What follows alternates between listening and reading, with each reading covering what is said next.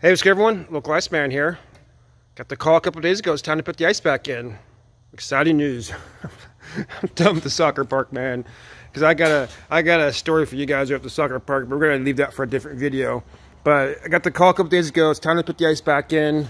We're kind of in a situation, I'm sure a lot of rinks in are right now, where we really can't afford not to put the ice back in. Honestly, we can't really afford to put the ice back in, but we can't afford not to put the ice back in. I'm not sure if I said that right, but we're still pretty, things haven't been good for us for the last few months. We've hadn't had very much income at all. We've had a few soccer rentals at the soccer park. We have a couple kids here at the day camp, but like a lot of rinks, you know, it's pretty tight around here, man. Like, I'm a little surprised we're putting ice in this early. I thought maybe we'd wait a couple more weeks, but we're getting a lot of phone calls, people wanting the ice. They want the ice back in. I think there's a lot of rinks that are don't have their ice back in. We're pretty isolated. I think there's more rinks north of us in Canada than there is. The closest one is like 60 miles south of us. I think the closest one, I would imagine, is probably 30 miles north. But you gotta go across the border. There's probably a dozen rinks if you go, 30, 40 miles across the border. But a lot of people want to get on the ice, so the boss, we can't turn down money. Like, we're losing money right now, so we got to put the ice back in so we can make money. And we really, honestly, I don't know, I can't really afford to put the ice back in. We don't really have the money to fix the things that need to be fixed. This is why I'll talk about that here in a minute. But we got some things that we need to fix that are not going to probably be fixed this year because we really just don't have the money.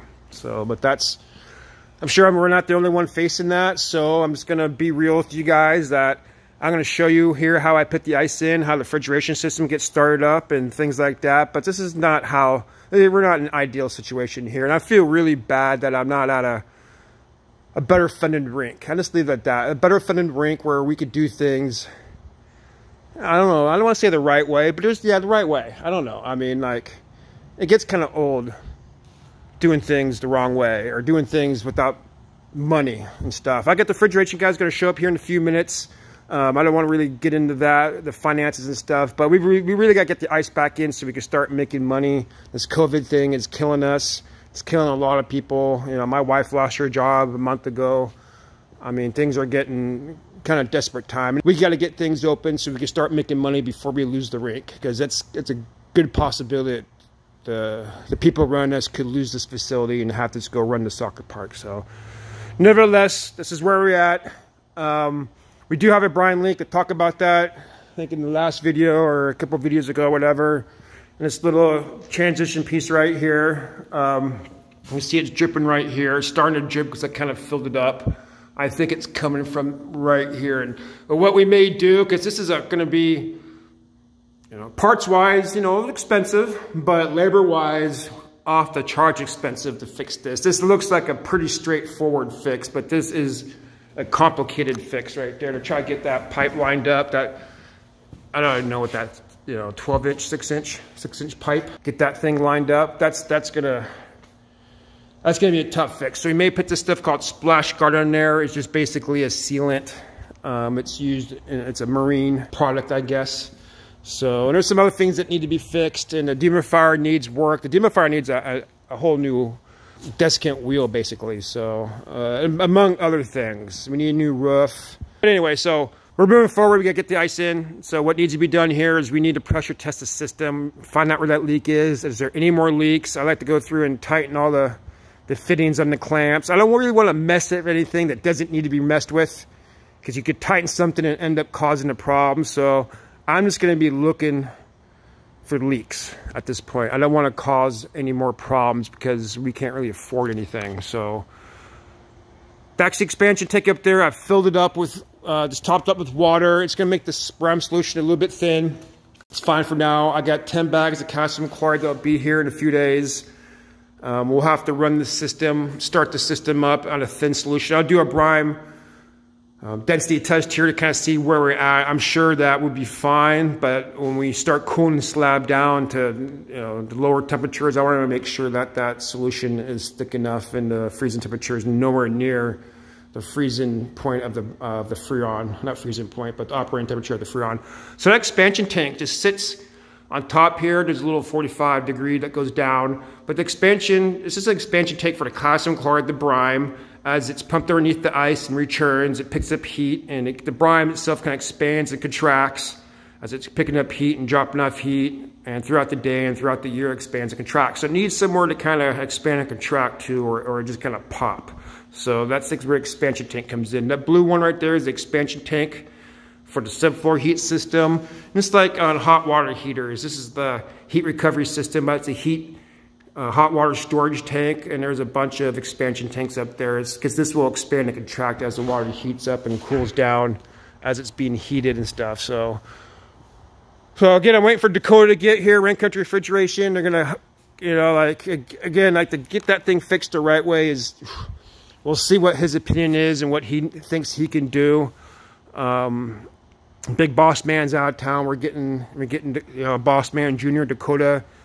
Awesome kid. He's not really a kid anymore. He's actually expecting a kid in a few days himself. So he skated here as a youngster, and now he's working for his pops who built the system here. Mark Vonderchuk, he designs and builds industrial type refrigeration systems, more for fisheries, hatcheries, mushroom farms. Does marine industrial applications and stuff. So that's kind of where, that's why this thing right here, it came from another ice rink. It looks like an ice rink package, but it's been slapped together, and it's a well built system, that's for sure. So as far as the ice, what we got to do over here, I got to caulk all the way around the rink, just because we got some high gaps. When we first, it's not really so much, I believe, it's not really when you put in, I could be wrong, it's not really when we're putting the ice in. It's when we take the ice out that we want to have that caulk there to keep the water from seeping out. So, and it also kind of helps keeping the ice in, and as things kind of, during the summertime, it gets kind of warm over here, it can kind of get really soggy. So it really kind of helps keeping the moisture in the rink. I know some people use drywall tape. That's a very good, I've seen that before. People use drywall tape. And that's a, you know, if it works for you, hey, go for it. But we got some pretty big waves in the ice, and I gotta clean. That's another thing I do. I gotta bring the Florzam out here and clean this.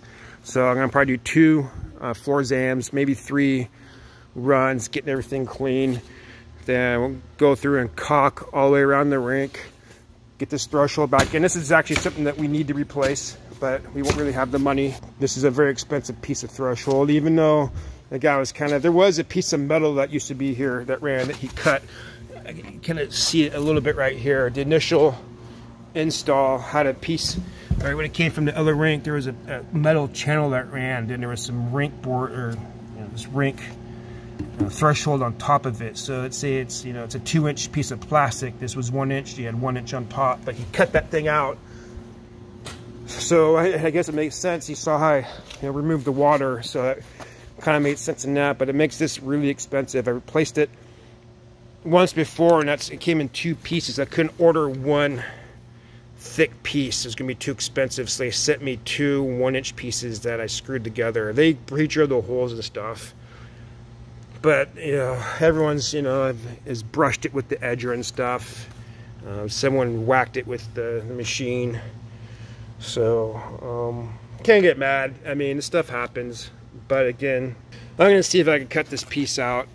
Maybe order me that's what I'll probably do, is order like a, I don't know, maybe a substantial piece, not a whole piece, just a 1-inch piece to replace that. I'm going down a rabbit hole here. So there's a few things, there's several things we gotta do, and there's some things that I gotta get ready. I just, what's going on at the park in here at the same time, I really got a lot going on here. So I'm gonna apologize in advance. I've already did before. I'm gonna do my best to show you the right way to do things. But again, we're not a well-funded rink, and we don't really have all the knowledge here. All the knowledge is here, just me, and my knowledge is somewhat limited. So appreciate anyone's input.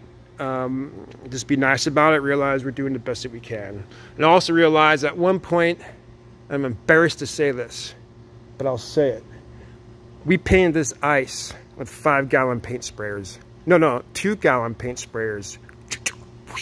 This whole sheet of ice got painted with 2-gallon paint sprayers, 4 of them. I think maybe one guy had a 5-gallon backpack sprayer.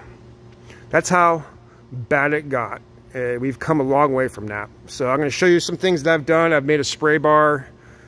I really try to do things the right way as much as possible. So hold on to your shorts. It's going to be a wild ride for the next couple weeks. So I will check in here in a few minutes. As soon as Dakota gets here, give you an update about the refrigeration system and basically an update kind of what I've done today and what I'm going to do to get things ready to get the ice in. Hopefully it's Wednesday. Hopefully by Monday we could have the slab cool down, you know, by Tuesday.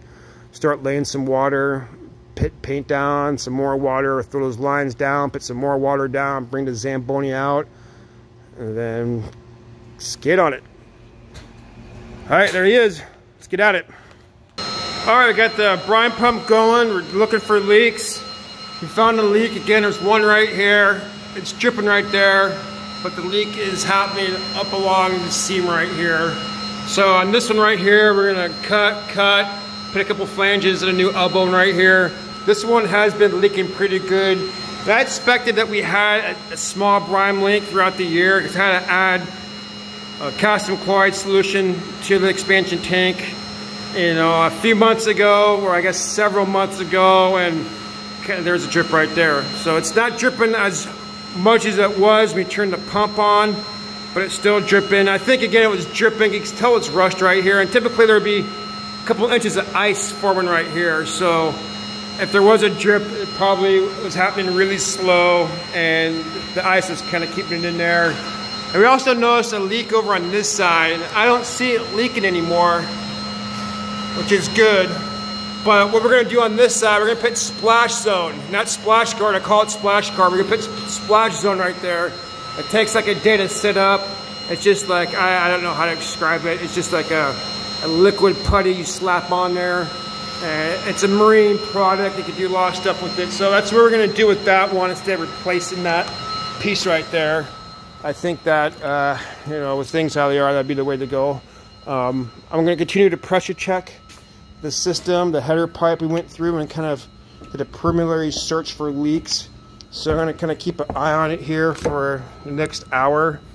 And I'm not gonna pull the entire return trench up. I'm gonna pull a little bit up and check those. And I was talking to Dakota and he kind of agreed with me when I kind of asked, like I don't really want to go through and tighten these things and cause a problem. So he said, yeah, no, don't tighten them unless they're leaking. I mean, you don't want to cause a problem. So maybe the better, you know, this is his opinion and my opinion, so I don't know if that's really the right thing to do, but it seems to make sense to me. So I'm not going to really tighten any of this stuff unless it needs to be tightened. So and right now, like this is a transition or a flange right there and a flange right here. And that's areas of potential leak. And yeah, there's a lot of water still down there, but I don't see any leaks right now. So like I said, we're going to continue to monitor this. At the same time, I'm going to start getting some stuff ready on the ice. I need to do some caulking. I need to clean the concrete. I also need to get this. This is something I need to. I want to spend half a day here before I got to go out to the soccer park and finish the rest of this motor here. I'm still trying to get this piece off right here. And I'm going to have to throw some heat on it right now to try to get it off. So I got a couple of things going on right here, but we're getting the ice back in. Dakota's going to call me here in a few minutes with part availability. He's got a few more service calls he's got to do. Most likely he's going to come out here tomorrow and do the repairs, and then we'll start the system up again. I think what I'm going to have to do, I told him I would drain the system. We're going to have to drain the chiller. I'll isolate the expansion tank so I don't have to drain the expansion tank. But we'll isolate the chiller, get everything out of the chiller so he could do the repair, and we'll go from there. So I don't think there's much more today that I'm going to really add to the conversation right now. I think that I'm just going to focus what I can focus on, and Thursday, tomorrow being Thursday, come back here. I probably would want to start cleaning the surface, caulk the rink, then make sure we still have paper lines. I need to get some more bottles of caulk. And there's one thing about caulk.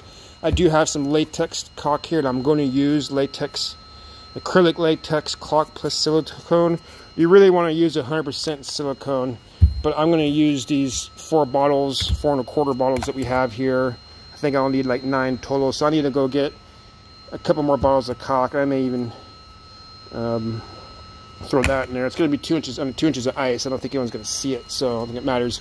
Here's my paper right here. I got enough, hopefully enough red to do everything I need to do. So I want to start painting. We still got paper. We're going to throw the paper on there. Definitely going to fly that later. But for now, I think that's all I have for you guys today. Thanks for watching. Stay tuned. And as always, hope you learned something. Like the local Iceman says, stay cool.